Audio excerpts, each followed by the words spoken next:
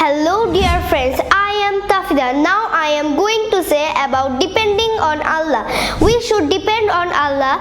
He is the creator of earth and heaven. Sometimes we face on different natural calamities such as cedar, earthquake and COVID-19 etc.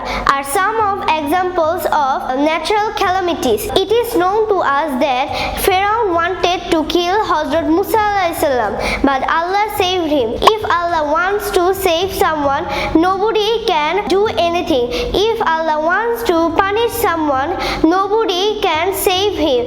These examples tell us that we should depend on Allah in any situation. Thank you. I hope you like this video, so subscribe these channels. Allah Hafiz. See you next time. Bye.